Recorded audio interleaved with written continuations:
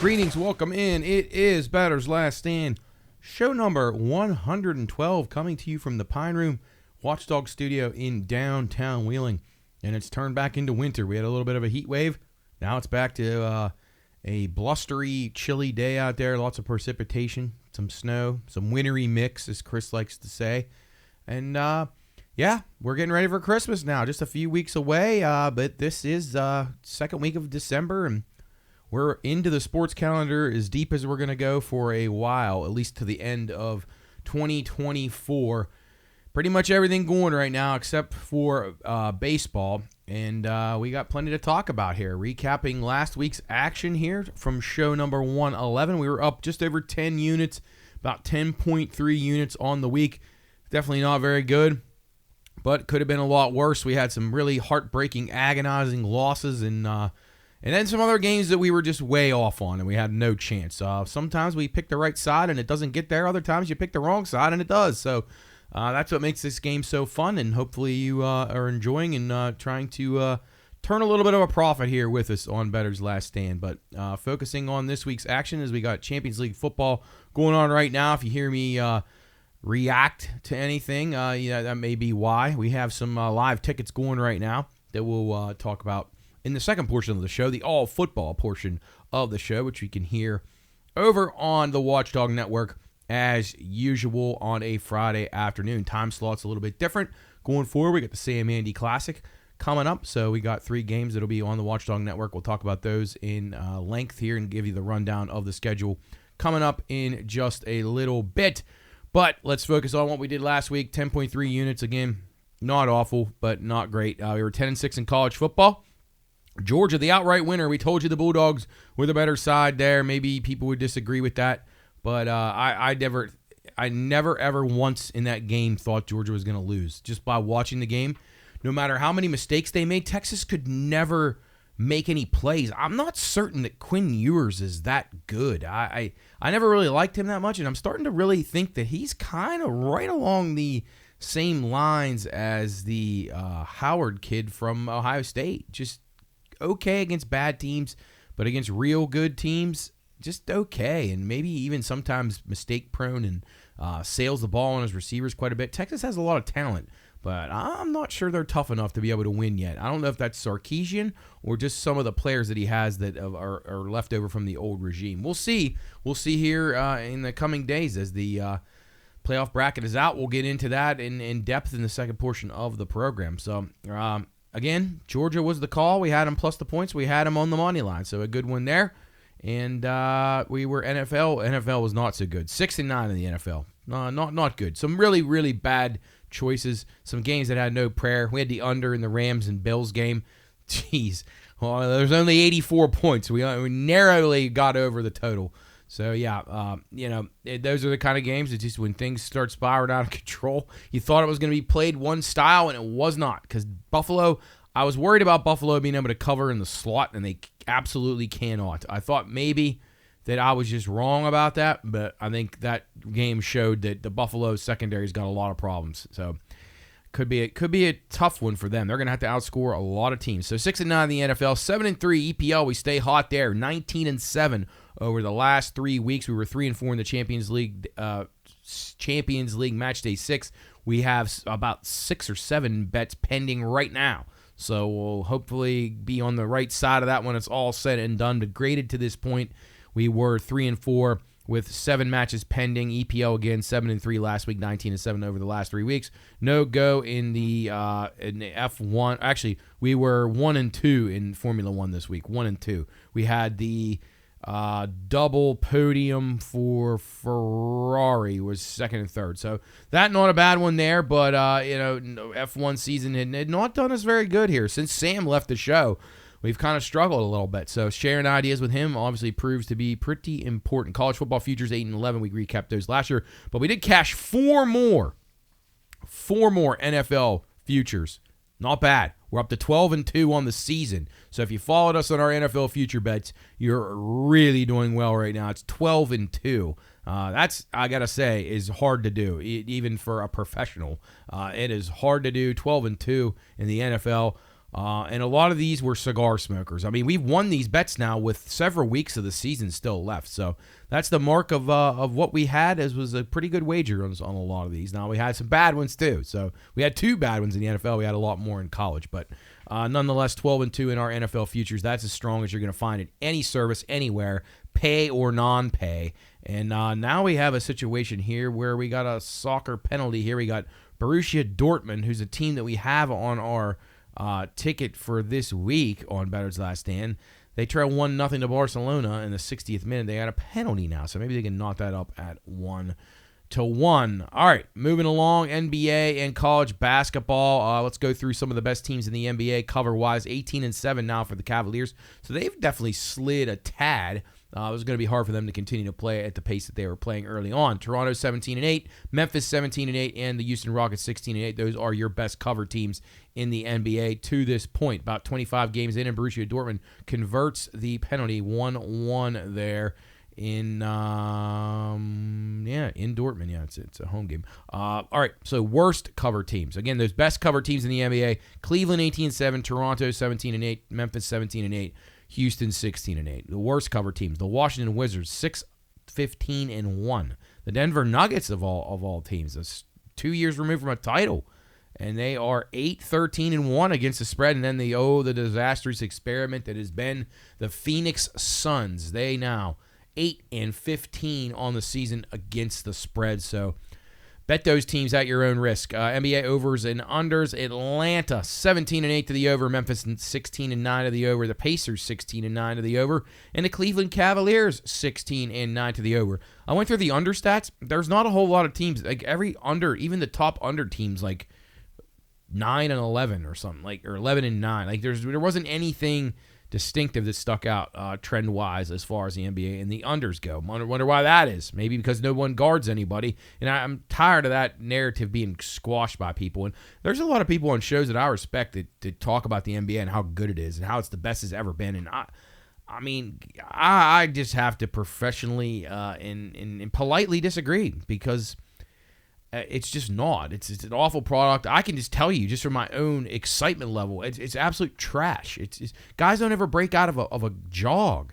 And I know the athletes are tremendous. There's no question about that. But had Larry Bird and Michael Jordan and Magic Johnson and Dominique Wilkins had access to all the things that these guys grew up with, LeBron was spoiled from the beginning of time. Like, as soon as he was a kid, he was getting the best of everything.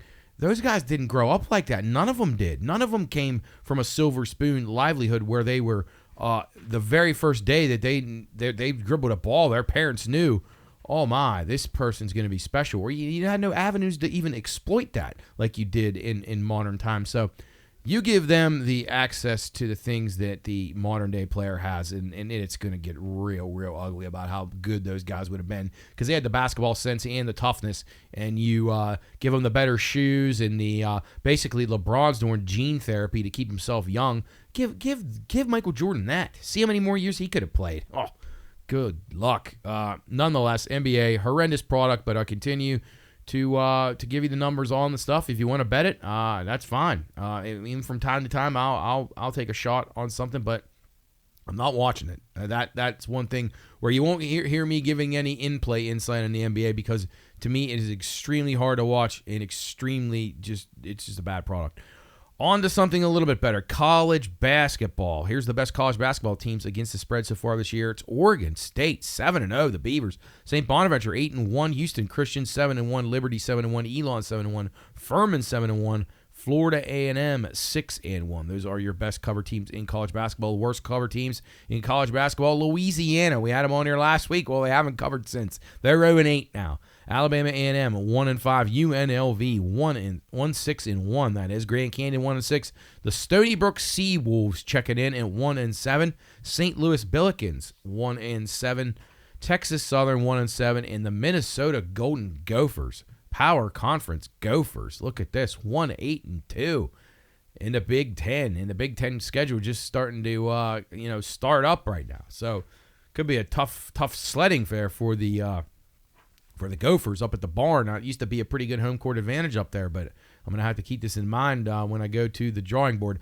I'm going to start to try to give you out some weekend College basketball plays maybe starting tonight, that being Friday. Metro Atlantic plays. I have a pretty good pulse on that league. It's one of the few leagues in Division I basketball that has had a lot of long-standing data, good trends, home gym advantages. There's not a lot of things that have changed. The competitors have stayed the same. Now, they have added some new teams, but the bulk of the teams are the same, so you start to get year after year data. You got major rivalries, and the proximity is very close. So it was the league that I always told people compared the most to the Mountain East or previously the WVIAC in West Virginia. So the Metro Atlantic League is a league that I've had a lot of success in over the years. So they play usually on Fridays and Sundays, or they're usually their conference games. You also get Ivy League on Fridays and Sundays too.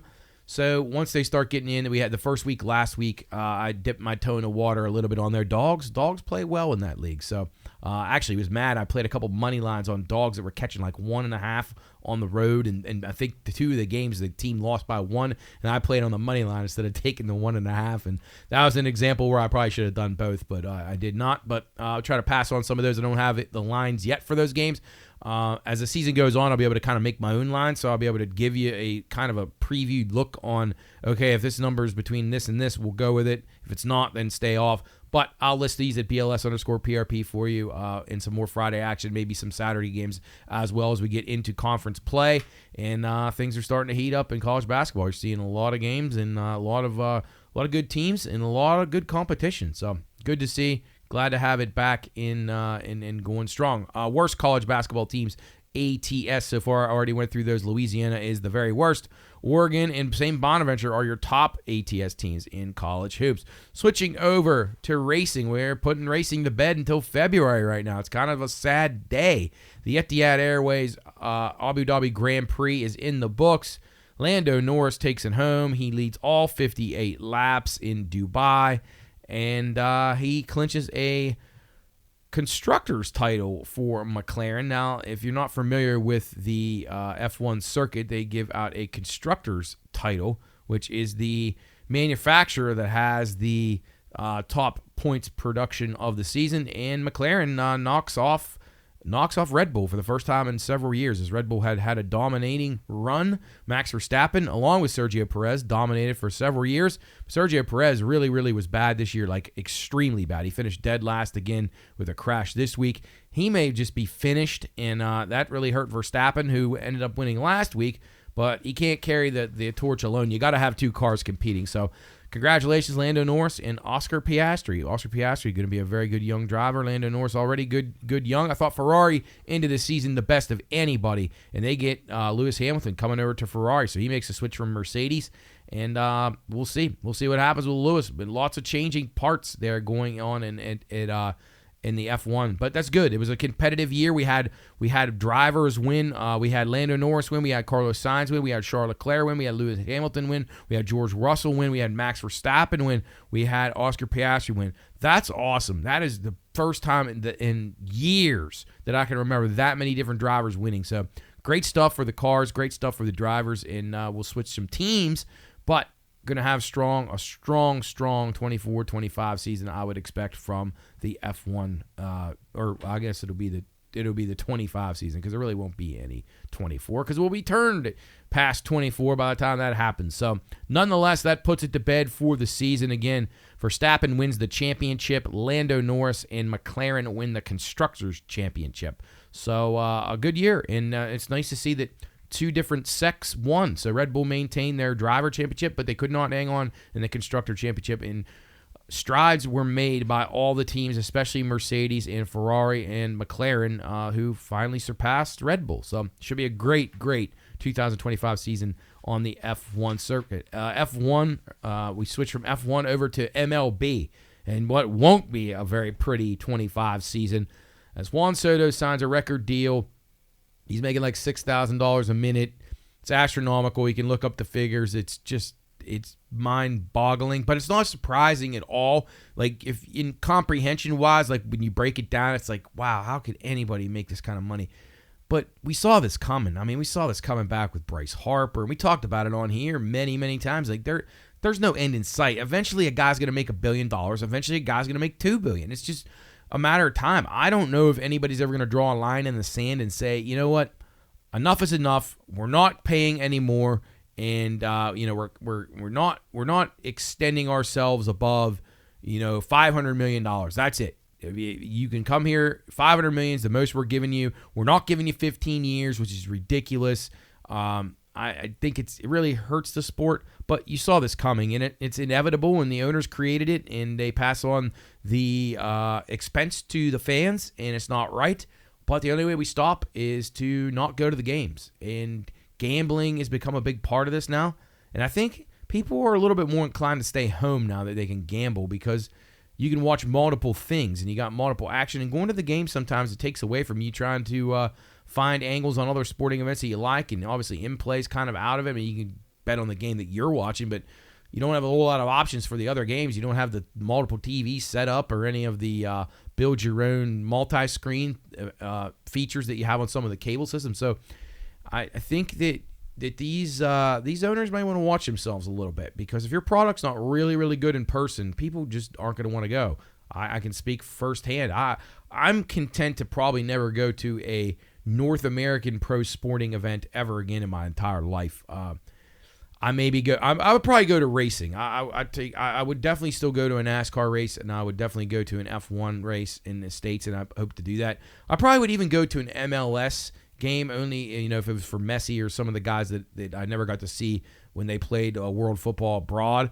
But as far as the major sports, obviously NBA, I would never step foot inside an NBA arena for any reason, for multiple reasons. I probably wouldn't go to a Major League Baseball game ever again, and I absolutely would never go to an NFL game. I like going to the ballpark, so there's a little bit of a sentimental value there, but if I never went again, I wasn't going to miss out on a whole lot. I would still like to go to Fenway Park again. It's a really cool experience, and I would go to the Inner Harbor at Camden Yards, so I would go, but I'm not going to make a special trip to do it. Hockey, I would still go as well. If I was in a city, happened to be in Buffalo or something, and the Sabres were in town, I would go because I like hockey. But there's never going to be a situation where you're going to find me going to Penguin games as much as I used to, or Pirate games, or any other game. It's just not going to happen. It's too expensive, and the product is not what it once was, and it's just something's just taken away from it. But Juan Soto, happy trails to you. And then the Yankees double down immediately. They take all the money they were going to give to Soto, and they give it to Max Fried. So they lock him up.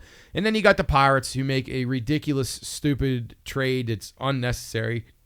They tell you a day ago Brian Reynolds is moving to first base. Then they go out and acquire a first baseman who is not good, who will not make an impact. And don't let anybody tell you otherwise. When you hear someone tell you the Pirates, boy, they're really having a quiet, good offseason.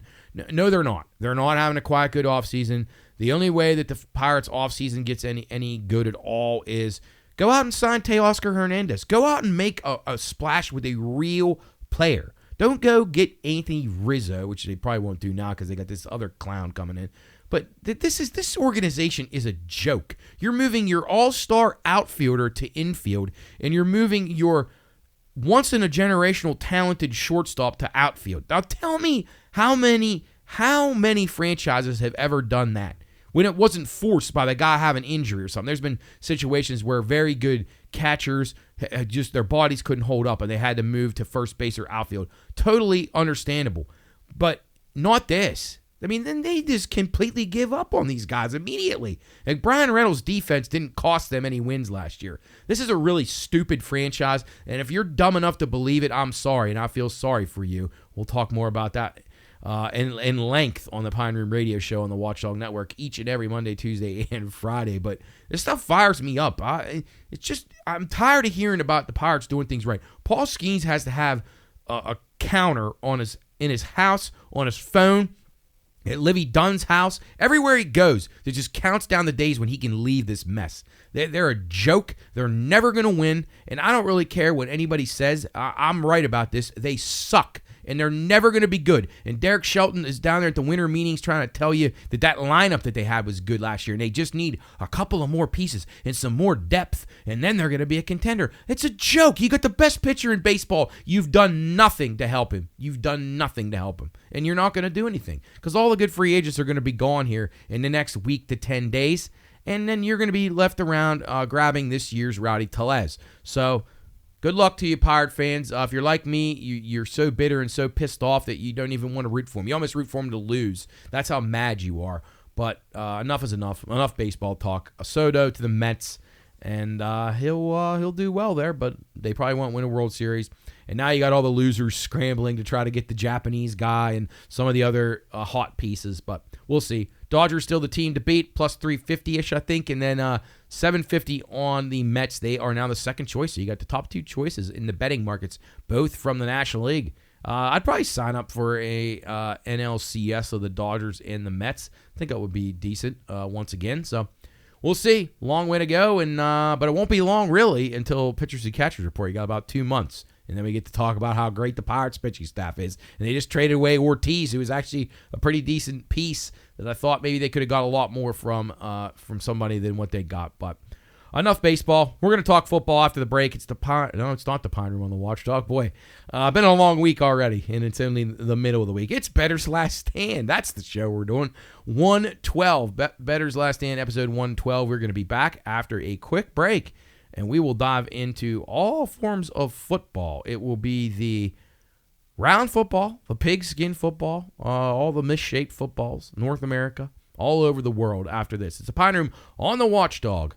And I did it again. Boy, that's really bad. It's Bettor's Last Stand. Not on the Watchdog yet. We're going to be on the Watchdog in the next segment. Man, I need a break. It is Bettor's Last Stand, show number 112. We'll take a quick break. Be right back talking football.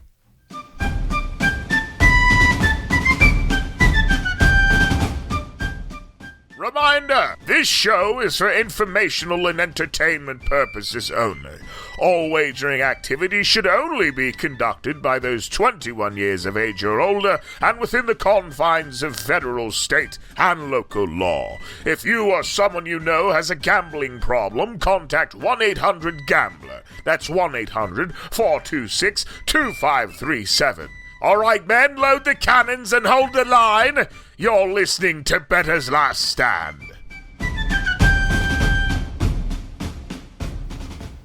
All right, welcome back in. It's Bettor's Last Stand, show number 112, coming to you from the Pine Room Watchdog Studios in downtown Wheeling on a blustery early winter's day here. Well, it's actually late fall, but it's feeling like winter out there, and we're making the switch over from football to basketball here on the Watchdog Network. Following our show today, Bettor's Last Stand, of course. Following our show, we got a triple header of hoops action on WatchdogNetwork.com as a place where you're going to want to find it. It's the Sam Andy Classic going on down at West Banco Arena this evening.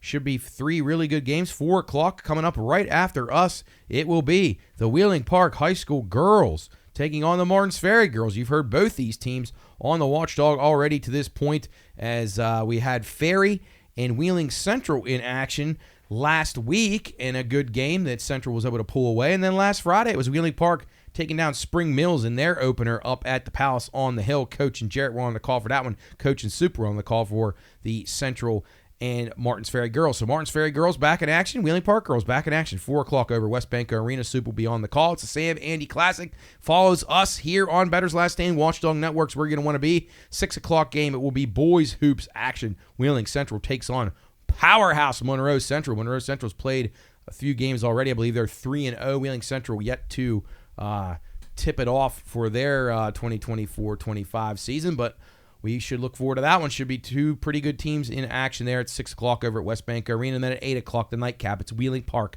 hosting Brook. It will be the Brook Bruins on the road at Wheeling Park. Actually, not at Wheeling Park, at West Bank Arena, of course, because this is a Sam Andy Classic. But they're on the road in Wheeling, so we'll see what happens there. So, again, triple header following us here. Bettor's Last Stand Show 112. It will be Wheeling Park and Martins Ferry at 4 o'clock. Wheeling Central boys and Monroe Central boys at 6 o'clock. And then at 8 o'clock is the Wheeling Park boys against Brook. That first game, 4 o'clock game, is Wheeling Park girls and Martins Ferry. We got Cameron in the state title game against Wahama. That actually probably ending right about now. So let's go Dragons. And then we have the Browns and the Chiefs 1 o'clock on Sunday right here on the Watchdog, along with Bethune-Cookman and WVU tomorrow at 5 o'clock here on the Watchdog. WVU basketball back in action. So we're making the switch over from all football, to pretty much a transition into full-scale basketball. So we'll keep you apprised on the weekly Watchdog Pine Room radio show Monday, Tuesday, and Friday about the games that we have coming up, and should be a good one. So check your watchdognetwork.com, check at the Pine Room Studios. Follow everything you need to find there, and we'll keep you apprised of what's going on. This is Bettor's Last Stand, show number 112, coming to you from the Pine Room Watchdog Studio, getting you ready for the Sam Andy Classic here on the Watchdog Network this evening. The triple header comes your way after us. Let's recap what we did last week. We were up 10.3 units. Not a great week by any means, but it's better than losing. College football, we were 10-6. We had the outright win with Georgia. Of course, we had them plus the points as well, so pretty good there. 6-9 in the NFL. Oh, boy, some really bad plays in the NFL. But we also had some other ones that could have really come through and didn't happen. Giants, they did cover, but they didn't get it done on the money line. A couple other ones that were tough. So not a great week of the NFL. EPL, we continue to stay hot there. 7-3 last week, 19-7 over the last 3 weeks. We're 3-4 so far in the Champions League match day 6. We got about 7 pending bets as we're on the air right now. So we're sweating some of these out throughout the show. So if I react and start screaming, you'll know why. College football futures, I said that last week. We were 8-11, not good enough. Got to get better there. But NFL, boy, we've been very good there. 12-2 now. We cashed 4 more this past week. So 12-2 on our NFL season-long futures. So that's something that we should be pretty proud of. All right, before we get into football, I forgot to do this in the first segment. We're going to talk a little bit of hockey here. Don't do that a whole lot on this portion of the program, but we usually recap you with the NHL period data. Very, very strong trends in these markets, and you can find some really good value there. So NHL period data, here you go. First period overs. These are over 1.5 goals. This is the combined teams have to score 2 goals in the period to get it over. It's usually 1.5 is the posted number, juiced usually to the over these days. First period overs, Washington 20-7, and they're on a 7-3 run to the over in the first period. Florida Panthers 19-9, also a 7-3 run to the first period over. Colorado Avalanche 19-10 to the over in the first period on a 7-3 run. Second period overs. The Florida Panthers again 24-4 and an 8-2 run in their last 10. Columbus Blue Jackets 20-7 to the over in the second period, an 8-2 run for them in second period overs. And the Utah, whatever the heck they're going to be called, they don't have a name yet. The Utah hockey team 19-8 and a 9-1 run for them. Third period overs, the Montreal Canadiens 24-3. To the third period overs, 1.5 goals and 9-1. These aren't the individual team scores over 1.5. These are both teams combined. So Montreal 24-3 to the over in the third period. They're on a 9-1 run, 90% there. CBJ, Columbus Blue Jackets 23-4 to the third period over. They're also on a 9-1 run in the third period over. So 9 of their last 10 games have went over the total in the third period. The Ottawa Senators 22-5 on the season in the third period overs. 10-0 run. 10-0. 10 for their last 10 over in the third period. And then, of course, our Wheeling Nailers, ECHL, their first place in the North Division, 31 points. They're at Reading this weekend for a pair.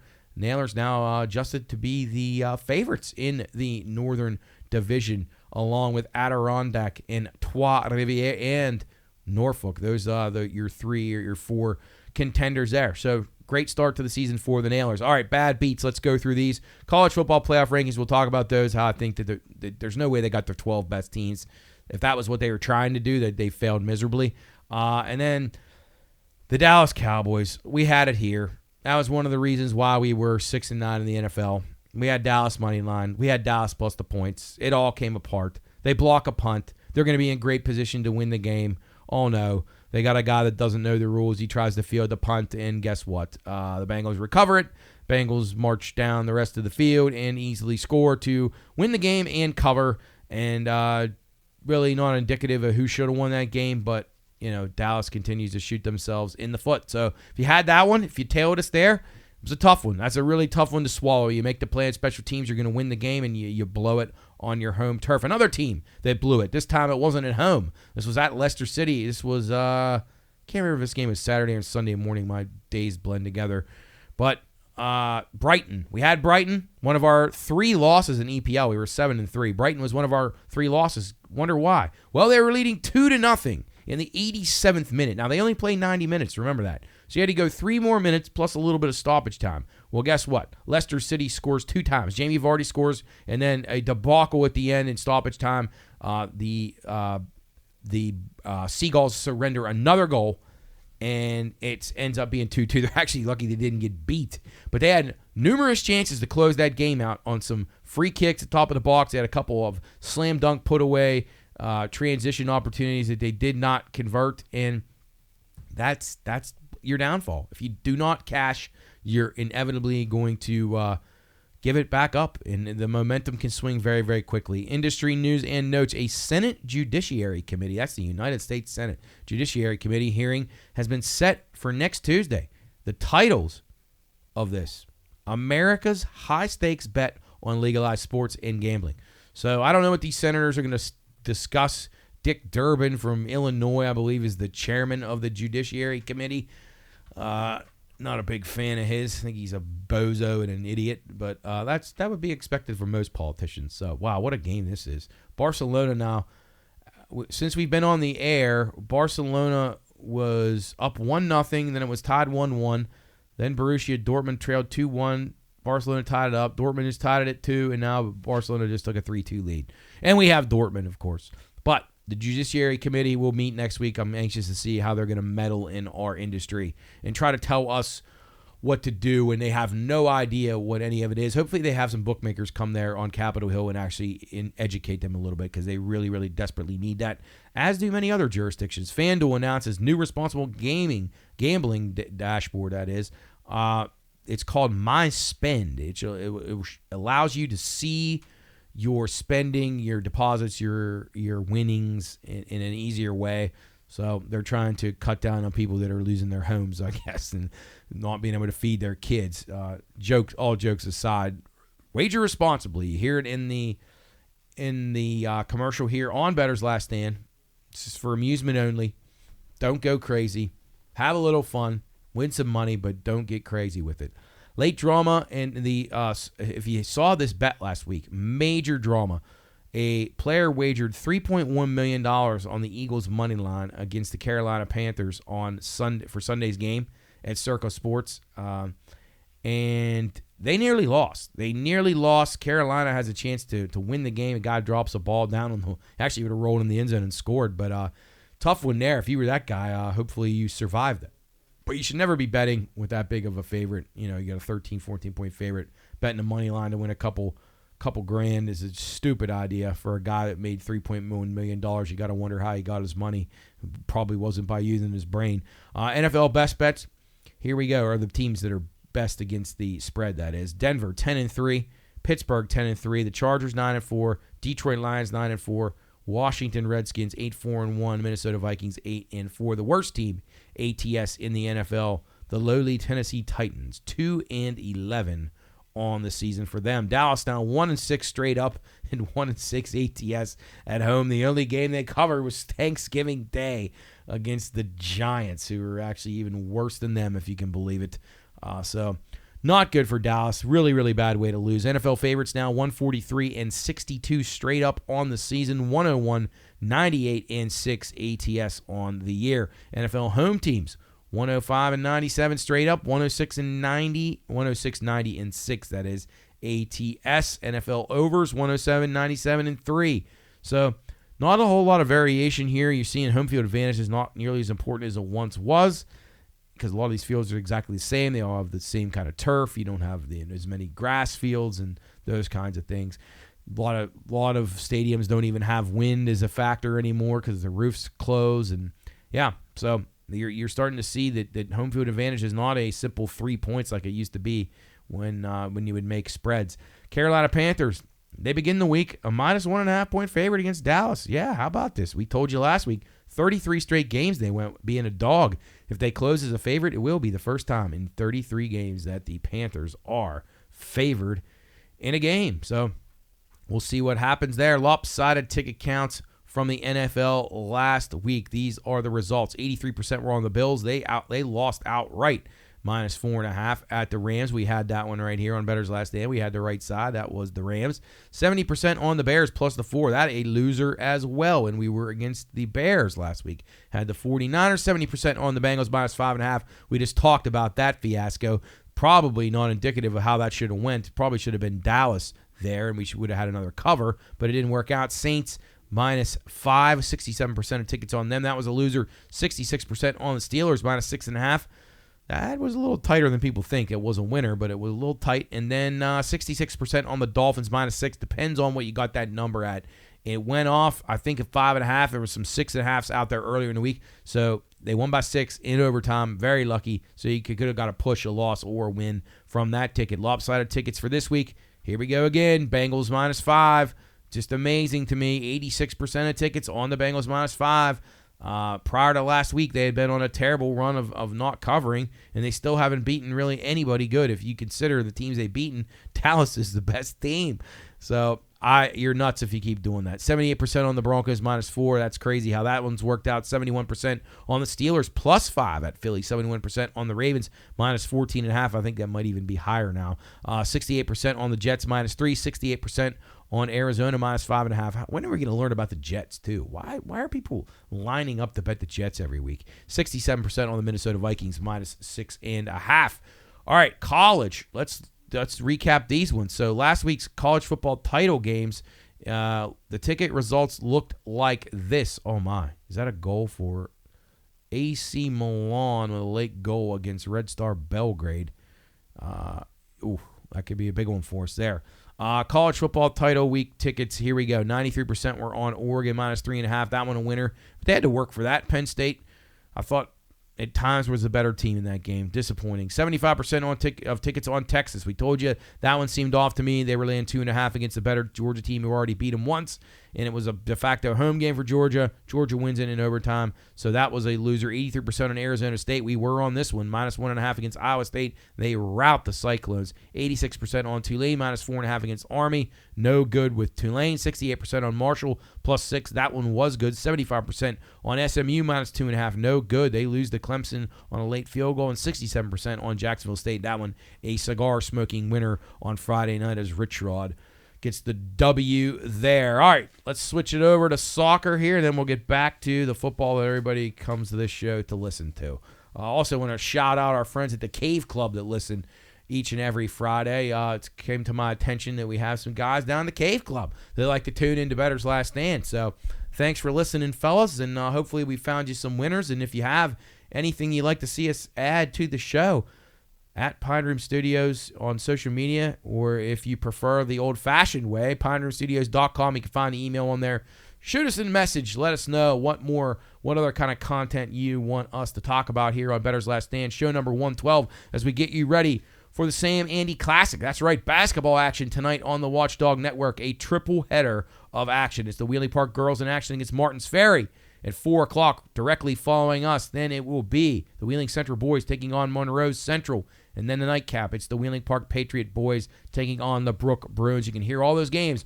WatchdogNetwork.com. Soup will be on the call from West Banco Arena. Okay, so UEFA Champions League. We're sweating out some of these match day 6 results. We'll see what happens there. But we got EPO to focus on. So we don't have Champions League back until, I believe, January 21st. So they go on the holiday break here, and then we're full-scale Champions League pretty much all the way through spring, which is great. Every single 2 weeks we have a round of games. So greatly looking forward to that one. I think we have 2 more rounds of games left, I think if that's how they do it. Maybe 2 or 3 more. So we're getting down to the end there, and then it starts to come into the double-legged elimination stuff. But we're focusing now on the EPL. We got games on Saturday, Sunday, and Monday this week. We'll start off at Fulham and Liverpool. It'll be Liverpool -325, +750 on Fulham. The draw, about $5 on the draw. It's not bad. Fulham with a nice draw last week in a London derby. Can they do it again? I don't think so. This is going to be really tricky. They're going to be at Anfield. I think both teams to score is the way to go here. Liverpool has just been incredible. They've got 7 straight times they've played Fulham. They've got points. Most of those are wins. They've won the last 4 in the series. But I think both teams to score, to me, seems like a feasible thing there, so we'll go with that one. Ipswich and Wolves, 10 a.m. Saturday morning. Wolves minus 115, plus 290 on Ipswich. I lean Wolves in this game. Both these teams have been playing really bad. Ipswich winless in 4 straight.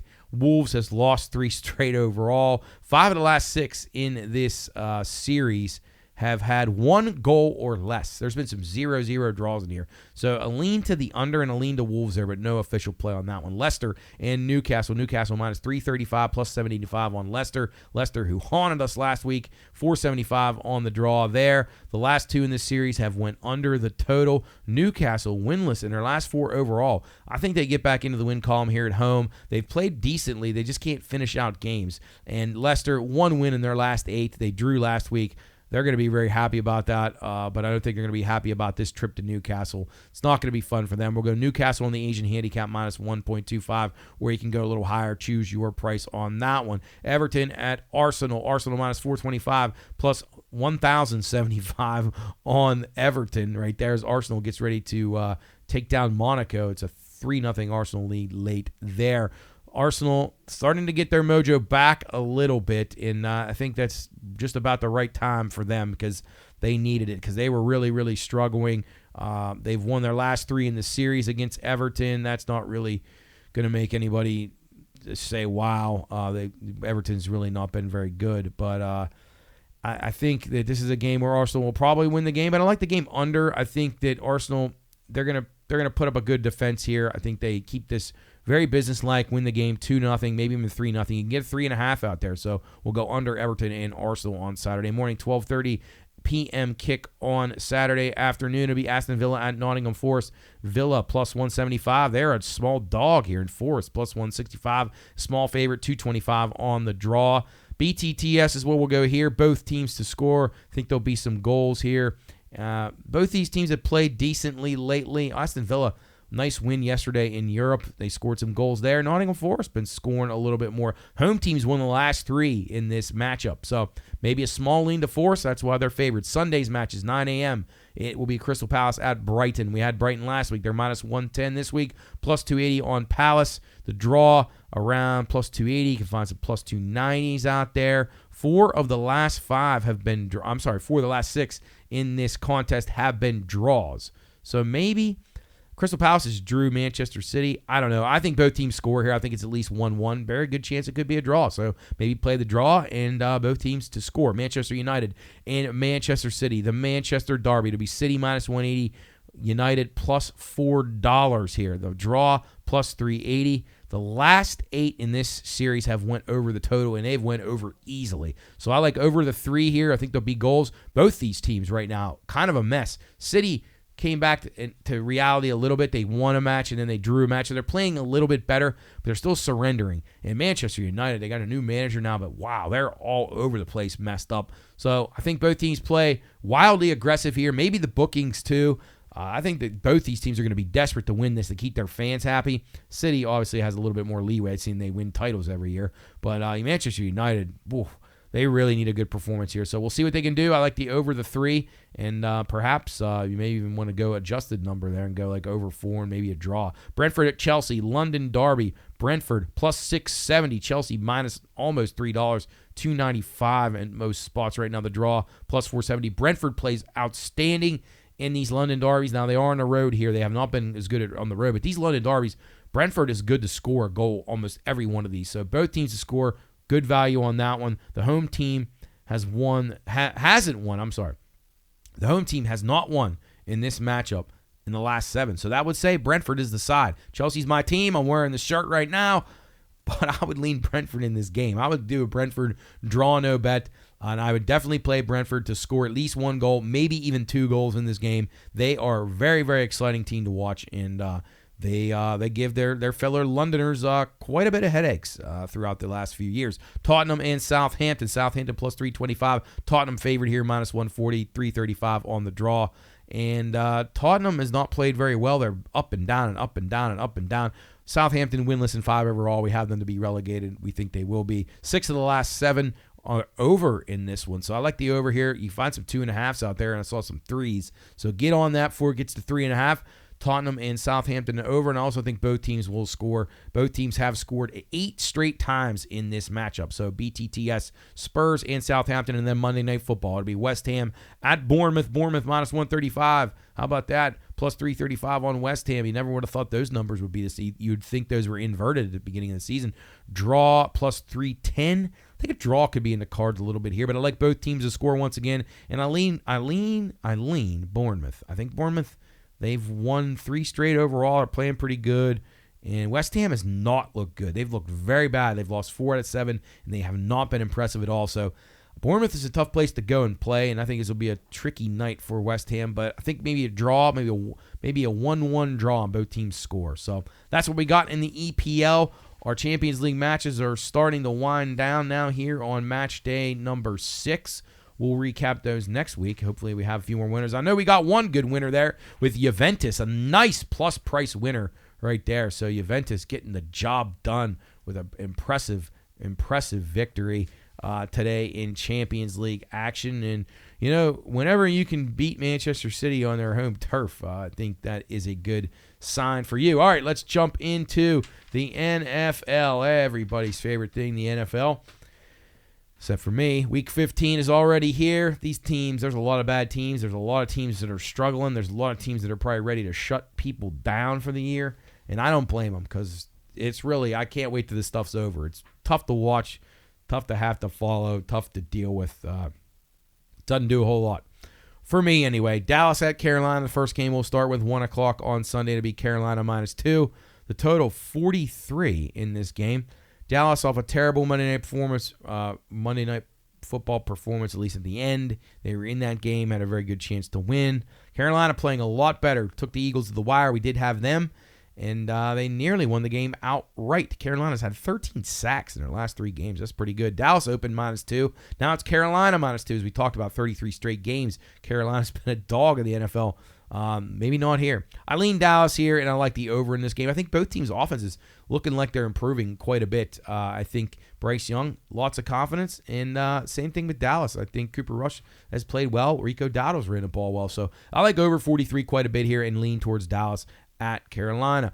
Jets at Jaguars. Again, I don't get the Jets, why that people line up to bet them. They're 3.5-point road favorites. Jags off a big win last week over the equally as horrible Titans. 40.5 is the total. Jets on a 1-8-1 ATS run. Can't bet them, but I can't bet Jacksonville either off of a win. So it's under or pass for me in this game. Small lean to the under, but I don't love it. Anything else in that game, yikes. Yeah, that's like gag me, vomit type stuff. Miami at Houston, the Dolphins and Texans. Texans -3 off the bye week, total 47. I'm hearing some good things out of Texans camp right now. A little bit of a reset for them. They had played a lot of football.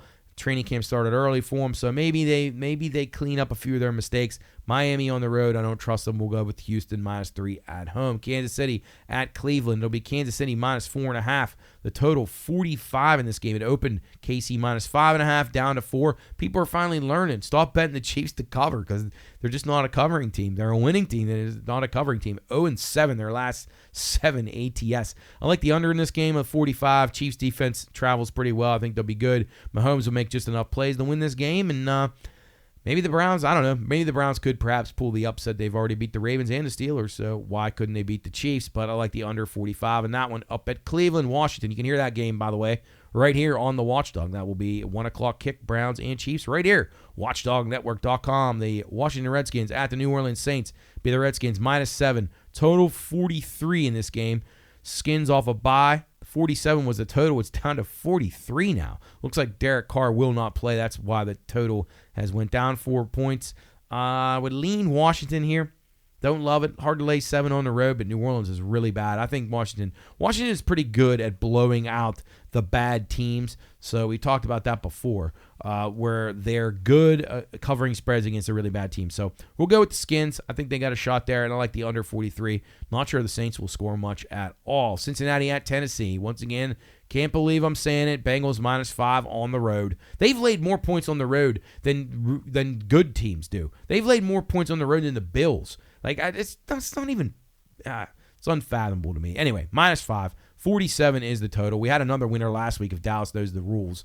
So we'll take advantage of it here. 49 was the total, down to 47, actually down to 46.5. We'll be on the Titans here. Titans are good enough to give the Bengals problems. I know the Titans aren't very good, but neither are the Bengals. So take the 5 at home with the Titans off of a very, very disappointing loss to Jacksonville last week. That should be a good bounce spot. Bengals lucked out at Dallas. They won't do that again. Baltimore at the Giants, now up to 16.5 here in an NFL game. This is going to be the biggest spread possibly ever in the history of the NFL since they started tracking these on all these ATS sites. Over 43.5 is where I'm going here. I like this game. I think there'll be points. I think Cutlets might get a few lucky plays. He might just whip it up the neighbors. Ravens defense has improved a little bit in recent weeks, but I don't know. This is a team like Lamar Jackson just usually does pretty good against these AFC or these NFC teams. He's been really, really sharp. But I will say this is a bad trend here. Listen up here. The Ravens are just 2-10 ATS when in their last 12 games. 2-10 ATS. Their last 12 when they're laying more than 7 points.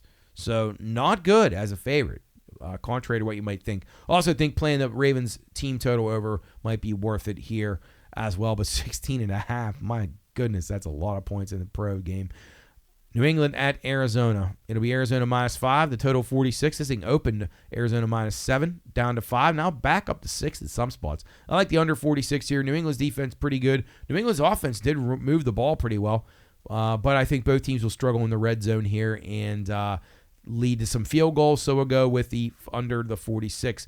But New England, a team that's improving. Arizona has kind of hit a little bit of a lull. We'll see if they can bounce back here. But I'm not laying 6 or 7 with them against anyone. Buffalo at Detroit. Buffalo off of a shootout loss to the Rams. Detroit off of a good win over the Packers. It'll be the Lions -2. Total 54.5. It opened 51.5. It's already up 3 points. I can't talk anybody off of the over here. Both these teams can score.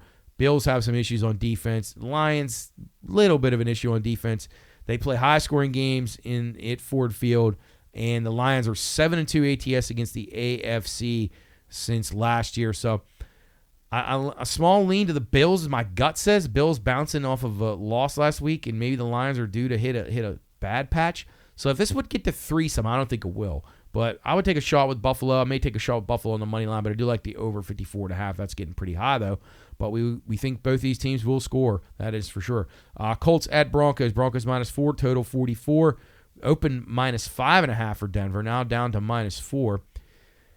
This is a tricky game. I've not been a Denver guy, but I got to give them a little bit of credit. They've beaten all the teams that they're supposed to beat. They don't really have any impressive wins, but they have beaten the teams they're supposed to beat. They're supposed to win this game. You got a last place schedule for a reason. Indianapolis on the road, I don't know, but I have no official play here. I can't trust Anthony Richardson, and I still can't trust Bo Nix, contrary to people telling me that he's really good. I'm not seeing that. Chargers -3 at home against the Tampa Bay Buccaneers. Total 46. Open 47.5. It's actually down to 45.5 a little bit, so a 2-point drop there. I like the Chargers. I think they bounce back. They played well enough to beat the Chiefs the other night. Just can't get the offense going. They don't have any playmakers. If this team starts to get some players on offense, they're going to be really good. I would look for the Chargers right now. If you could find early advanced early future lines for next year, I would take a peek at the Chargers in the AFC West and to win the AFC. Everybody's saying Denver's the hot team. Chargers are much better than Denver, and they're only a couple pieces away from being really, really good, and they got a really good coach. So I'm all in on the Chargers next year, and they're not quite there yet. They got to get a couple. They got to get at least 2 more guys on offense to be, to be elite talent on offense as far as playmakers go. But they're right there. But I like them in this game. I like them -3. Tampa sputtering a little bit, maybe the over here, but Chargers defense is too good to play over. So we'll just go with the Chargers -3 at home. The Steelers at the Eagles. Eagles -5. Total 42.5. How about this stat? 8-2 the Eagles are in non-NFC home games. So that's a strong stat for the Eagles. But on the other side of that, Pittsburgh Steelers 8-2 to the under versus teams over 666 win percentage. So that's an interesting one. So you got 2 little trends there. Both of them, one of them not really favoring Pittsburgh, but it favors the under in the Pittsburgh game, and then the other one says the Eagles. My gut feeling in this game says that the Steelers are going to win it. Now Pickens being out is a huge, huge loss, so I'm I'm a little bit worried about playing them on the money line now. I probably will take them plus the 5. If it gets to 6, I'm definitely taking them. I think the Steelers, this is a game. They did not play very well last week, and the Eagles got some internal issues. I've said that for weeks, and they've been winning masks a lot of problems. Well, even winning's not masking their problems because they got A.J. Brown mad at the quarterback. Sirianni's a ticking time bomb. Things could go bad for this team in a hurry. I like the Steelers. I think they're a more professional team. I think they have the better quarterback. They have the better coach. I think they'll travel well and play well in this game. I think they'll hang around.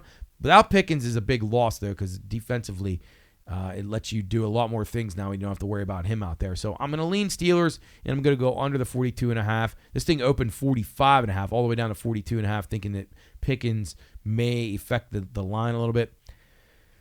Steelers seem to be an over team to me, but the Eagles seem to be an under team. So I think the Steeler defense will know that this is a game like last week and like the game against Cincinnati that they are going to have to win. And I think they do. I think they cause some problems for Jalen Hurts and probably keep this game close and low scoring. Green Bay at Seattle, the nightcap. It'll be Green Bay -3 on the road. I don't understand this at all. 46.5. I've not been high on the Packers all year. I think they're vastly overrated. I wouldn't trust them against anybody. Yes, they can play good once in a while, but I don't like Jordan Love. Their receivers are too inconsistent. They got some talent, but I never know who's going to play well for them. Running game's been awesome. Josh Jacobs, he could be in the MVP conversation if you ask me. That guy can really play. So if they stick to running the ball, I think they'll have a shot of winning this game, and I'm not laying 3 on the road. Seattle off a nice win on the road, so I really wouldn't want to play them either. And the spot, to me, is better for Green Bay, but Lane, I just don't know. I just don't trust Jordan Love, and so that's why I'm going to go under the total, 46.5. I think both teams play decent on defense, slow the other one down. Both teams want to get the running game going. Churns the clock, we'll go under 46.5. 2 Monday Night Football games again. Be the Bears at the Vikings. Vikings -7 now, opened at 5.5. Now up to 7, the total 44. I like the under here. Bears have packed it in. Doesn't matter who the coach is. They're not even trying. They won't score many points, if anything, here. Although we'll say Minnesota's defense has not played well the last few weeks, giving up a lot of sloppy big plays. Too many of them last week, but I'll go under, take another shot with Brian Flores to get that fixed. 44.5 will go under there. And then Atlanta at Las Vegas. It'll be the Falcons. How in the world are the Falcons laying 4.5 on the road? Total 44. No chance in the world I'm taking the Falcons. They're a masterful mess, and they are in trouble here. I think the Raiders get in the win column here. So I'll go Raiders. Lean to the money line, but I'll take the 4.5 at home for the Las Vegas Raiders. All right, let's shift over to college here, but let's remind you, you're listening to Bettor's Last Stand, show number 112 here on the Watchdog Network, WKKX, WVOY, getting you ready for high school basketball action right here on the Watchdog Network, and hear it on the stream. It will be from West Banco Arena. It's the Sam Andy Classic going on this evening. We got games at 4, 6, and 8 o'clock. 4 o'clock time slot will be the Wheeling Park girls in action against the Martins Ferry Purple Rider girls.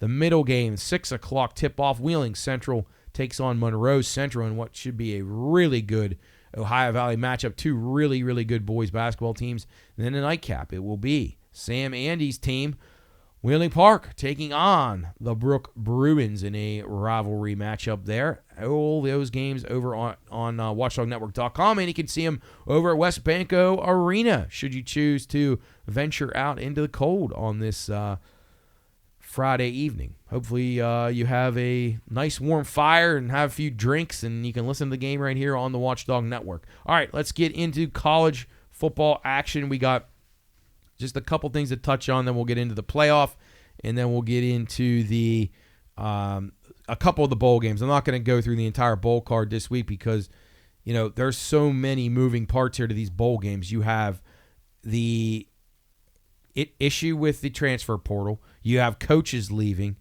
There's a lot. There's the opt-outs for the NFL draft. You have so many different things that are going on here, and you really have to do your homework before you press confirm on your bet, because if you don't, you could get stuck in a situation where you're on the wrong side and you have to scramble to get off of it when there's a mass exodus of some kind.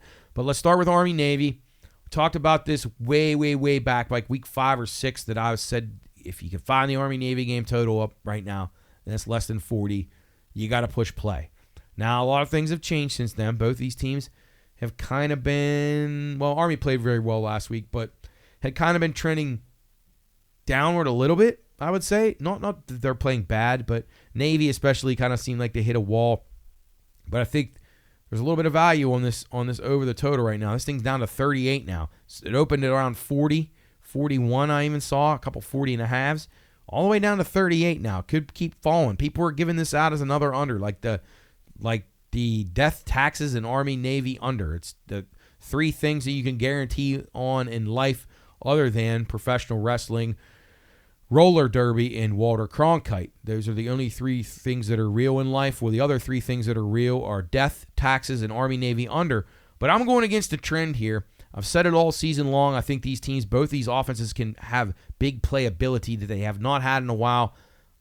I probably think Army wins this game, but I would not rule Navy out of a backdoor cover. I think it stays close, and I think there's some big plays in this game. So I'm going to go over. I know that's an uncommon synopsis or perspective outlook on the game, but I think there's points. I think there's points, and I think you'll get over 40 here. So if it keeps going down, play the over in Army-Navy from Northwest Stadium, formerly FedEx Field, in Landover, Maryland, on Saturday afternoon. And the FCS playoffs, we got those going. They start Friday night. Montana State hosts Idaho.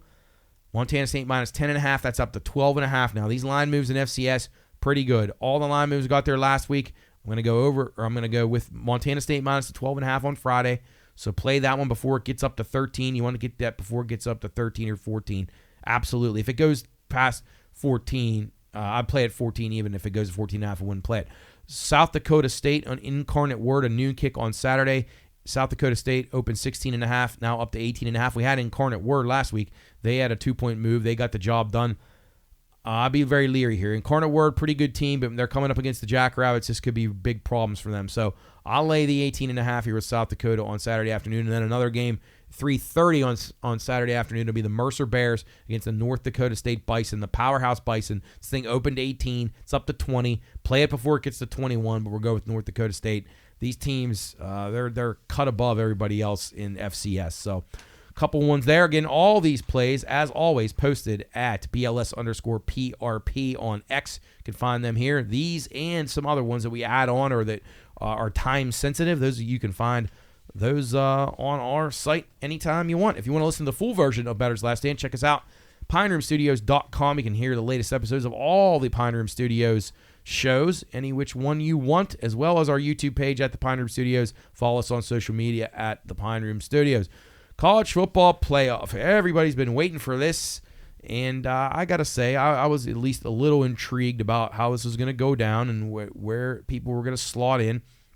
But one thing that we've been talking about on this show for the last few weeks is that the rankings and the way that they have the teams slotted were just very out of whack. You don't have the 12 best teams here. It's not possible. When you're putting in automatic bids and things like that. And I understand some of that stuff was agreed upon, but the other things were decided upon by the committee. I thought overall, if I was going to grade this committee, a lot of people were giving them a B, maybe an A, maybe a C. I might give them a D+ or a C-. I don't think they completely messed it up because I think they got the first two seeds absolutely right in Oregon and Georgia. That's how you had to seed them. And Oregon being 1, Georgia being 2, that's absolutely. If you watched any of the games the entire year and you saw about the form, and then Georgia and Oregon both won their conference titles, they had to be 1 and 2. They're by far they separated themselves. Now the 3-4 is up for debate. Boise State being the 3 seed seems a little bit ridiculous. Arizona State being the 4, I can live with. I thought their eye test was much more impressive the last couple of weeks. They're a pretty good team. But what I will say where they really, really messed this thing up, how in the world do you give Oregon the path that they have to go through here is really, really bad job by them. Now you have them weighted as the top seed overall. They've been number 1 since the beginning of this thing pretty much. Maybe Ohio State was 1 week before they played them. I don't even know. I think Oregon was 1 the whole time.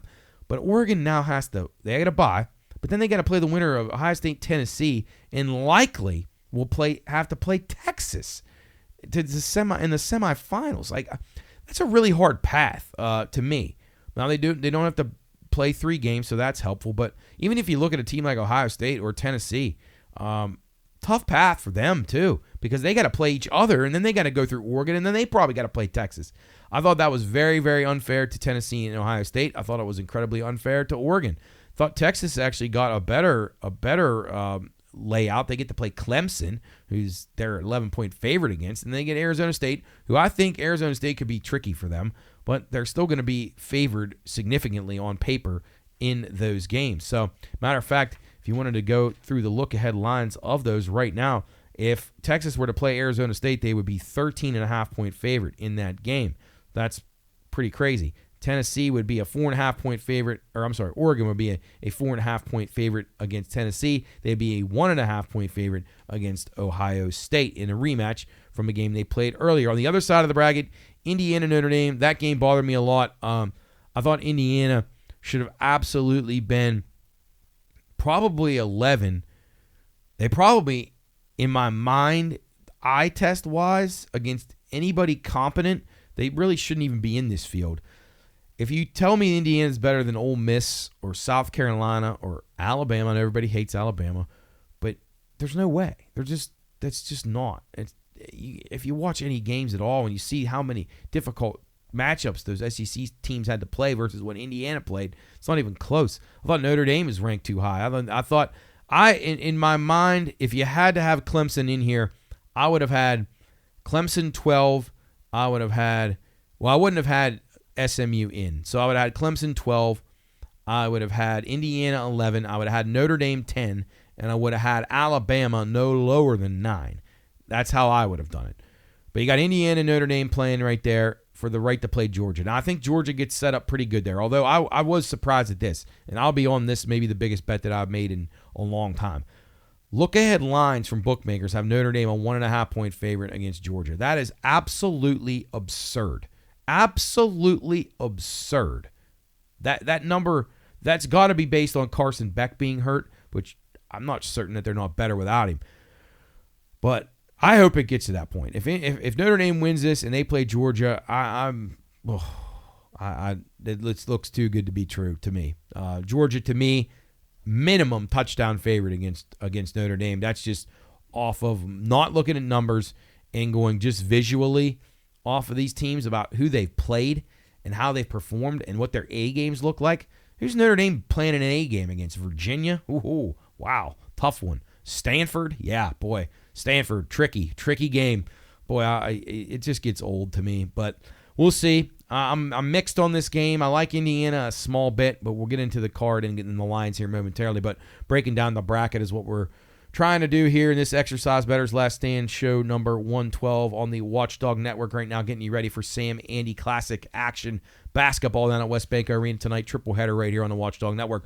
Go down to the 3 seed in the 6-11 matchup, and here's where we find our value again. Penn State. We said it last week. Thought there was some value on them to win the national title. They give I would say parts of their game was a very good showing last week. Their offensive line dominated. I thought their quarterback played okay except for one bad mistake. They ran the ball down Oregon's throat. They really showed a path to be able to beat Oregon. But the problem is you got to have a good offensive line, and a lot of these teams don't. Penn State does. Penn State can knock it out of their own way, though. They're so poorly coached and organized, and their strategy is so bad. It's quite upsetting. But I really like them here against SMU. They get that matchup with the 6-11, then they get to play Boise. I mean, they really could. They're going to be pretty good favorites in both of these games. Penn State looking ahead next week against Boise, they would be laying 11.5 against a team that's getting a bye. So it's absolutely incredible to me that you have it like this. They really should have consulted bookmakers when they did this because you have so many lopsided numbers here. It would have been a lot better off if you had a bookmaker involved, and they could have showed you that Alabama would be favored against 8 of these 10 teams. Ole Miss would have been, or 8 of the 12. Ole Miss would have been favored against 7 of the 12. South Carolina would have been favored against 5 or 6 of them. So they definitely missed the boat on that, but we're stuck with it. We'll live with it, and hopefully next year they get a little bit better. To me, I think it should just go back to 4 because, to me, I already know who the 4 best teams are, and if Oregon, Georgia, Ohio State, and then the other one's up for debate because I would have had Alabama in there, but I can make a case for Alabama, Penn State, or Texas as the 4th team. But other than that, there's no chance any of those other teams win it. I'll be shocked if I'm wrong about that. Perhaps Tennessee. Thought maybe if they got the right breaks, then perhaps. But having to beat Ohio State and Oregon is going to be hard for anybody. All right, let's get into the games. I'm not going to go through and give you my official picks, but just what I like off the top of my head to start it out. Friday's game, December the 20th. This is next Friday, not a week from tonight. Indiana at Notre Dame. Notre Dame minus 7.5. That's down from the opener of 8. 50.5 is the total, down from the opener of 51. Sharp money coming in on the under in this game. I've heard a lot of pros like the under in this game. Not real certain that I do. I think Indiana is kind of a rhythm offense. They need to play, at a high tempo, and I think Notre Dame has proven that they've been a little bit better when they've played at a high tempo. I'm a little bit against the Sharps here, so we'll watch that number, give the official play out next week. Right now, I'm leaning Indiana plus the 7.5. If it stays that or higher, I'll probably play Indiana. Saturday's games, the noon kick, it's SMU at Penn State. Penn State minus 8.5, total 54. Open 52.5 on the total, up to 54. Sharp money on Penn State. Public liking SMU. Penn State has that James Franklin can't win thing, like everybody talks about on every show, and it's a real thing. And I'm not sticking up for him because the guy's awful. He's dreadful. But at some point, he's going to luck into a win, and this really isn't a big game. I mean, they're an 8.5-point favorite at home at Beaver Stadium. I mean, I wouldn't call this a massive game for them. It is, but as far as the opponent, it's SMU. This isn't Ohio State. This isn't Michigan. This isn't Alabama coming to their place, LSU in their prime, or, Texas. But so I think this takes a little bit of pressure off is what I'm getting at, and I think Penn State probably wins this game pretty good. I like them to make a good run here, so I'm leaning Nittany Lions, and I kind of like the over here. It's up to 54 from 52.5. I think Penn State's been an over team for a while now. SMU can score some points as well. Clemson at Texas. Texas minus 11. 51.5 is the total, down from the opener of 53. The public on the over right now, which is weird, came down a little bit. Now the public betting it back up. I kind of liked over originally too here, but then I was thinking, you know what? Texas' defense might be decent, and I'm thinking maybe an under, but don't have a great play here. Sharp money coming in on the horn so far. I lean that way as well. I don't like laying 11 in anything, but I would lean that way. I think Clemson's way overmatched here. Give Dabo credit for getting there, but don't think they can get the job done in Austin. Tennessee at Ohio State, the nightcap on next Saturday. It'll be 7.5. The Buckeyes laying at home. 47.5 is the total. Sharp money on the under. I've also heard a lot of people picking Tennessee, so which worries me quite a bit. Tennessee, I think, will dominate the line of scrimmage, and that was a problem for Ohio State against a far lesser team in Michigan a couple of weeks back at Ohio State, at the Horseshoe. I'd be a little worried. I'm thinking maybe the under in this game. I think Tennessee's defense is very good. Like I said, sharp money on the under. My first instinct in that game, Tennessee and under, but no real play yet. I'll diagnose a little bit more, look at the weather, look at some other things, some other trends that are going on there, and give you my picks for these games next week. I think Penn State's got some value to win it all at around 7-1. They do have an easy path. They could potentially play SMU and Boise before they have to play Georgia. And, if things go right, that could be a team that they might match up all right with. Now, they'll probably screw it up, but we'll take a chance. The Georgia's most likely winner. They're the best team. Their best A game. They have the best A game is what I'm trying to say. Plus 364 $4 range for them. Tennessee, 28-1. That's not a bad price, but they have to beat Ohio State and Oregon to get out to the semis. So, and then maybe Texas is waiting, so they may have the hardest path. And then I thought Arizona State, same situation. They have to beat. They have a bye, then they have to beat Texas, and then probably Ohio State, Tennessee, or Oregon. Well, not probably. They would have to do that. Probably not going to happen, but 40-1 maybe. I think that's a tough side. I'd like to be able to pick those teams, but to me, the only value in this thing, Penn State, and then Georgia, your most likely winner. I can't play Texas at 350 because Georgia's proven that they're better than them. Ohio State 5-1, maybe, but they have a tough path. No way on Clemson at 50-1. No way at Boise on 60-1. Although I will say Boise's side is not terribly hard. Indiana 45-1. I don't know. Maybe they just, if those two special teams blunders against Ohio State, maybe the whole game's different. Maybe they're undefeated. So I guess I can't completely rule it out, but looking at them in that game, they look very scared. Once they made a couple mistakes, they look very, very scared and timid. So that to me could show up again, which would worry me quite a bit. Notre Dame, I dismiss immediately, 11-1. They have played zero competition this year and lost to Northern Illinois at home. That should be the last thing I have to say. And then Oregon, if you want to play the chalk, they're around 3.5, 3-1. They're due to lose, and I thought Penn State was one stop away from being able to beat them last week, but We shall see. All right, moving along here. A couple minutes left here on Bettor's Last Stand, show number 112. Getting you ready for the Sam Andy Classic over at West Banco Arena. Triple header coming your way on Watchdog Network right after us here. Bowl games, looking ahead. You got a million of these things. There's a couple of them tomorrow. Actually, well, I got Army-Navy. We already went through that one. It's not a bowl game. But we do have one game, a bowl game tomorrow. This is the IS4S Salute the Veterans Bowl at the Crampton Bowl in Montgomery, Alabama. Now, I thought it said the ISIS Bowl with the way that they had this thing labeled. Let's hope it's not that. South Alabama taking on Western Michigan. South Alabama in the state of Alabama. They'll be laying 7, now up to 8 most places. But weirdly enough, it opened 10, and then it went down to 7, and it's back up to 8. The total is 57.5, down from the opener of 59.5. The South Alabama quarterback is in the transfer portal, so that's a problem. So I see why the number went down a little bit. I like over in this game. I think both these teams will throw it around. I think South Alabama, regardless if they have a backup quarterback in the game or not, will be able to move the ball in Western Michigan. And I think Western Michigan can probably score 14 to 17 points in this game. So we're going to go over the 57.5 in the Veterans Bowl at Crampton, Alabama on Saturday. That's a 9 o'clock Eastern time kickoff. Then Tuesday, the Mountaineers. Oh, boy. Neil Brown's gone. What's in store next? Rich Rod, Jimbo Fisher. Someone told me today, Pac-Man Jones. If they hire him, that would be the most incredible hire in the history of any organization anywhere in any industry in the entire world. And that's not going to happen. But the fact that that's even been discussed is alarming. Mountaineers open 1.5 in this game.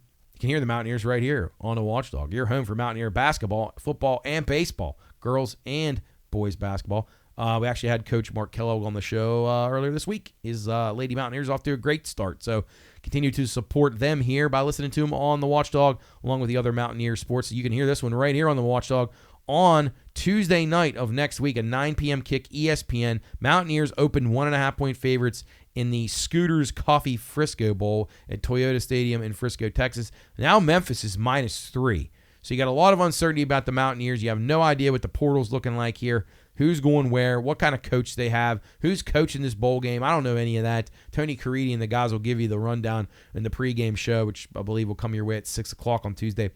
But I have no idea. I would lean Memphis in this game, but I got to do a little bit more digging. I'll have an official play, BLS_PRP, when I put up my early week bowl games. Leans to Memphis. Maybe the over. I got to see what the Mountaineers are even going to have on the field that day. Wednesday, the next day, December the 18th. This is the Boca Raton Bowl at FAU Stadium in Boca Raton, Florida. Beautiful, beautiful place. Western Kentucky taking on James Madison. James Madison now a 9.5-point favorite, up from the opener of 6. So that went through 7.5 all the way up to 9.5. The total 52.5. And it looks like there's a massive exodus for some of the Western Kentucky guys. I don't know what that means or what's going on there, but a massive move to JMU. You see some guys hitting the portal, I believe, for Western Kentucky. So it could be a big problem for them. And JMU, first ever bowl game, I think, for them. Or I'm wrong. I think they've been in a bowl game before. I think that's somebody else. Oh, that's Sam Houston State I'm thinking of. Yeah, we'll get to them in a minute. But JMU minus the 9.5. Now I get it before it goes to the 2 touchdowns. So we'll go JMU against a depleted Western Kentucky team who's on a 1-3 run to end the year, and they've not played well. And from what I've read, they have some guys already in the portal. Cal and UNLV in the Art of Sport LA Bowl at SoFi Stadium, Inglewood, California. California -4, total 51.5. Lots of defections for UNLV. They lost their coach. They got some guys going. Now, I have heard that it hasn't been as bad as they thought. So some of the guys are sticking around. So we'll keep an eye on that. I like the over in this game. I think there'll be some points. UNLV will play a little looser. And Cal will be inspired for this game. They haven't made a bowl in a while. They'll be ready to play here. I like the Cal Golden Bears -4 and the over 51.5. Of course, Cal is one of the win totals. They'll be cashed right here on Bettor's Last Stand with our futures in college football. Thursday, December the 19th, it'll be Georgia Southern and Sam Houston going at it in the R&L Carriers New Orleans Bowl, Caesars Superdome in New Orleans. First ever trip to a bowl game for Sam Houston. You know they're going to be excited. Georgia Southern, I've heard mixed things on them. I've heard they've had some defections already, but I haven't been able to verify that yet. So I'm leaning Sam Houston in this game because it's our first game. There's some sharp money coming in on Sam Houston. Maybe they know about these Georgia Southern Eagles departures. So keep an eye on that game. Again, I'll post the picks at BLS_PRP. And then the last bowl game of the week that we'll cover before we're back with you next Friday. It will be the Ohio Bobcats. Actually, we got two of them here on Friday, December 20th. That will be our Watchdog Christmas party, of course. Ohio and Jacksonville State doing battle here in the Staff DNA Cure Bowl. Camping World Stadium, Orlando, Florida. Be Ohio -2. Total 54.5. Rich Rodriguez being rumored to take over the Mountaineers. I don't know. Do they want him back? I wouldn't. But maybe they're going to go down that path. Maybe no one else wants the job. What's that mean for his team? Are we going to have guys leaving already? Is he going to agree to terms before this bowl game? Is he going to wait? I don't know. West Virginia probably wants him to agree as soon as possible, start helping their recruiting and their transfer portal, which is already open, and it's outrageous because these bowl games now is like free agency. They should make the portal open on like February 1st would probably be a smart idea. They've already ruined college athletics, and they just continue to ruin it because there's no rules, and these dudes are just boom, packing their stuff and leaving. It's craziness. So I like under in this game. I thought Ohio's defense played pretty good in the MAC title game. I think Jacksonville State, they may have one eye on something else. And although they played very well offensively the other night, I like under. Rich Rod's got one foot out the door one way or another. We'll go under 54.5 in that one. And then the final game, Tulane and Florida. The Union Home Mortgage Gasparilla Bowl, Raymond James Stadium, Tampa, Florida. Florida have a big home field advantage here. They're now up to a 13-point favorite up the opener of 9.5. The total 51. Tulane already lost their quarterback. He's gone. He's transferred already. I believe he's going to Duke. And they've had other mass exoduses in the portal. So a big problem for Tulane, who kind of had the wheels fall off late in their season.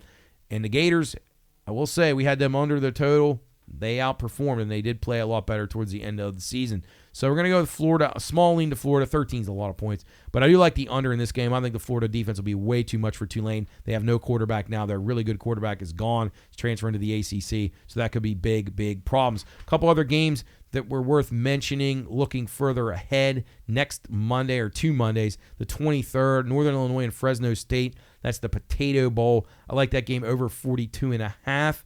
And then another look-ahead spot, Texas Tech and Arkansas in the Liberty Bowl, I believe. Yeah, the AutoZone Liberty Bowl in Memphis. I like the under 60.5 in that game. And let's see, looking ahead at another one. Oh, Miami, Iowa State. So Iowa State opened a 1-point favorite in this game. Miami's now up to -4. And I think the over in this game is an absolute slam dunk. It's 55.5 points. You saw what Iowa State's defense was like last week against Arizona State, and Miami's got a lot better offense. Miami's defense is atrocious, and they are not going to care about this game that much. They are just going to show off, score points, run up and down the field, take chances, try to get pick sixes. I know how this team's going to play. It's going to be incredibly loose here in the Pop-Tarts Bowl. Get on that 55 right now. I think this thing will end up getting up to 58. I'm shocked it was under 60. I know Iowa State's not known to score, but my goodness, I can't even bet Miami in this game, but now they're a 4-point favorite. It's a 5-point swing, but I love the over in that game. I love it. Over 55 in the Pop-Tarts Bowl, Miami and Iowa State. That on December the 28th. And then another bowl game from December 31st that I like. I like the South Carolina Gamecocks laying 11.5 in the Citrus Bowl against Illinois. This is men against boys. Illinois played a crummy Big Ten schedule. South Carolina arguably playing the best of anybody in the country late in the season and probably should be in the playoff if you're basing it off of just the actual team's performance. Michigan, Alabama. I don't think Alabama's going to care about this game at all. I can't take Michigan because I just don't know what they're going to be like coming off that big win. That might have just been the pinnacle for them. They probably can't max out another effort. But small lean to Michigan catching 10. I think that number will go down. And then I like under 43.5. I just don't think Alabama will even care at all about that game. Also have a small lean in Louisville and Washington under 51.5 in the Tony the Tiger Bowl. That's the Sun Bowl, 2 o'clock on the 31st. Small lean to Baylor catching 3, anywhere between 3 and 1.5 I see against LSU. I think LSU, they've checked out a while ago on Brian Kelly. I think Dave Aranda did a good job getting his team back focused, playing decent. And then our last look-ahead spot for early numbers for the bowl season here on Bettor's Last Stand. It'll be the Friday, January 3rd game. It'll be Minnesota not at Virginia Tech. Minnesota taking on Virginia Tech in the Duke's Mayo Bowl for the right to cover PJ Fleck in mayonnaise at Bank of America Stadium in Charlotte, North Carolina. I will lay it with the Golden Gophers. They're much better than Virginia Tech. Will go -4.5 in that game for the Golden Gophers for PJ to get mustard dumped all over them. So I'll recap those and more next week. Some of the ones that are not time sensitive. The other ones I'll have posted at BLS_PRP. You can find the full version of Bettor's Last Stand at PineRoomStudios.com or at the Pine Room Studios on YouTube. You can also listen to it wherever you listen to your podcast, Spotify, Amazon, Apple, wherever you get them. They're there. Bettor's Last Stand, show number 112 in its entirety. All right, we're going to get ready to send it out to Soup, and I'm not sure who's on color with him over at West Banco Arena, but should be a great 3 games of action tonight. Again, Wheeling Park coming your way next against Martins Ferry, and girls basketball action at 4 o'clock, followed by Wheeling Central boys and Monroe Central at 6. And the nightcap, it will be the Wheeling Park boys taking on Brook at 8 o'clock over at the Sam Andy Classic. Mountaineer basketball tomorrow, Bethune-Cookman, 5 o'clock. Browns and Chiefs right here on the Watchdog, 1 o'clock. Of course, you can hear that Mountaineer game right here on the Watchdog as well. That's going to do it for us here. Bettor's Last Stand, show number 112. Thanks to our friends at the Brownie House. YesBrownies.com. Visit there today. Get your Christmas brownies immediately. Promo code PINEROOM, 20% off your order. And we're not doing Football Fridays anymore. We're transitioning into basketball, but want to thank Gumby's and Jill's Gentlemen's Club for their continued support of the Watchdog and the Watchdog Football Fridays. We had a great time doing that. We have the Christmas party next week, 5-hour extravaganza led off by Bear and Bob, the good old boys who were the pace car for Football Fridays all season long. We did it for 16 weeks, I believe. So great times there. Good times had by all. Hopefully you enjoyed them as listeners. If you have more feedback, again, reach us at the Pine Room Studios on social media, PineRoomStudios.com. BLS_PRP can find all the picks. Have a great weekend. Stay warm. Stay safe. Enjoy your betting. Win some bets, hopefully. Let's hope we can get you some winners this week. And enjoy the basketball action coming up. Sam Andy Classic coming up after this on the Watchdog. Soup will have the call of 3 great basketball games over at West Banco Arena. Until then, we will see you next week on Bettor's Last Stand. That'll do it for us here. Wrapping up show number 112. High school basketball is next. The Sam Andy Classic from West Banco Arena. Soup on the call after this. Have a great weekend.